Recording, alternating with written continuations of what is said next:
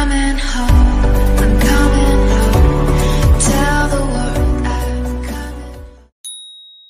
Yo, what's up mga kabakyard? It's me again, Book News Vlog. Alright, magandang umaga sa inyo mga kabakyard. So sana ay ayos lang kayo dyan. So for today's video mga kabakyard is magpapainom tayo ng Mega B12 sa ating mga alagang manok, yung ating pumpkin, tsaka yung ating gagamiting pambreeding. So kung bago ka pa lang sa aking YouTube channel, yan, huwag mo nang kalimutang mag-subscribe sa aking YouTube channel, Book News Vlog.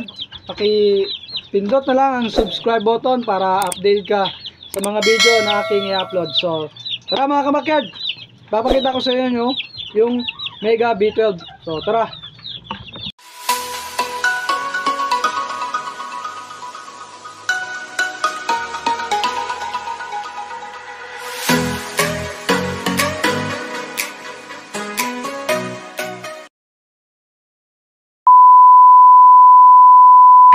So ayan mga kabakyard, ito po yung Mega B12 na ibibigay natin sa ating mga alagang manok. So ano nga ba ang napoproduce nitong B12 sa ating mga alagang manok? So ang Mega B12 po mga kabakyard is buhay po ng dugo or pampasigla ng ating mga alagang manok para ang kanilang dugo iloy sa kanilang mga ugat. Bola lang yan. So etong mga kabakyard, ibibigay po natin sa ating alagang manok dahil healthy na sila, healthy sila.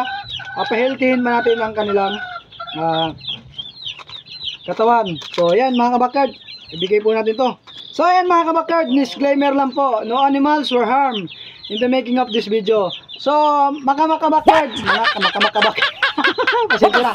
So mga kabakyard, ito po yung ating papainumin, yung ating 6 months old na Raptor Gilmore. Yan. So ayan mga kabakyard, so papainumin natin ng Mega B12 para tuluyan pa siyang sumigla at siyempre maging healthy. Ayan mga kabakyard, oh. So tara mga kabakyard. So ang pagpapainom po ng Mega B12 mga kabakyard is alternate lang po dahil meron po tayong isa pang ipapainom sa kanila, yung Calci X. Yan, Calci X po ito para po sa buto po ng ating mga manok para tumibay at maging lumakas din po yung kanilang mga palo. Yan. So tara mga kabakyard, ibigay na po natin yung Mega B12. So let's go. So ayan mga kabakyard, ito po yung itsura ng Mega B12 mga kabakyard, oh. Yan, oh. Kitang kita nyo mga kabakyard. Yan, masyadong maliwanag, hindi yan ito makita. Yan, ito yung itsura ng Mega B12 mga kabakyard. Napakagandang pagkakagawa po ng excellence. Yan, oh. Nakita nyo naman. Papainom natin dito sa ating alaga. Yan, inuulit ko po, disclaimer, no animals were harmed in the making of this video. So isusubo na po natin mga kabakyard. Yan, subo na mga kabakyard. Hagurin natin para bumaba yung vitamina. Yan. Para buhay na buhay ang dugo ng ating mga manok. Sa mga gusto pong bumili ng Mega B12, yan, nabibili po to sa mga malalapit na poultry supply sa Agribet. Yan. So bili na kayo na ito mga kabakyard. Testingan nyo po gumamit ng produkto ng excellence. Napakamabisa po. Ayan mga kabakyard, oh. Ayan, napainom na natin mga kabakyard. Ayan. So doon naman tayo sa isa nating manok, yung pumpkin. So let's go. So ayan mga kabakyard, ito po yung ating pumpkin, yellow legged rats. Oh. Ayan. Papainumin din natin ang Mega B12 para buhay na buhay yung kanilang dugo. Gusto nyo po ang manok, kailangan nyo pong lagaan, vitamins. Yan po ang maganda sa ating pong mga manok. Ay lalaki po silang masigla at malulusog dahil sa mga vitamins sa atin ay binibigay. Ayan mga kabakyard, oh. Tingnan nyo yung mukha, pulang-pula mga kabakyard. Dahil Simula po nung gumamit po ako ng produkto po ng Excellence, yan.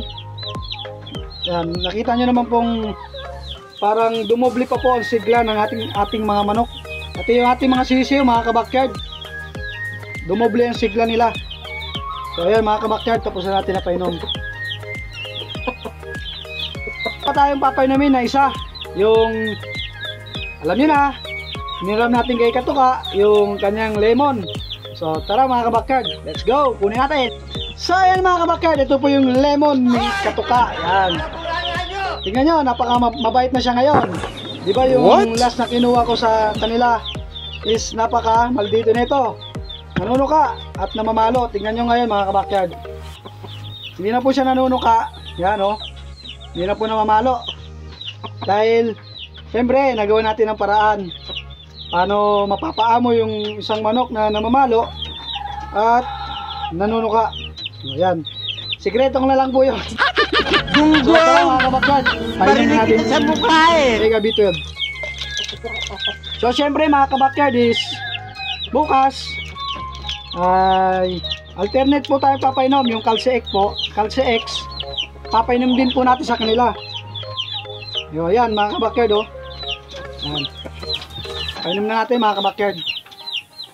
Yan, ang ganda na ng katawan nito mga kabakyard, lalong lumalaki. Yan, disclaimer lang po, no animals were harmed in the making of this video. Ayan mga kabakyard, para buhay na buhay ang dugo, painumin natin ang Mega B12. Yan mga kabakyard, syempre yung ating Progency dito hindi rin mawawala. Yun po ang ginagamit ko daily patubig ko sa kanila, vitamins. So ito po yung ating Progency.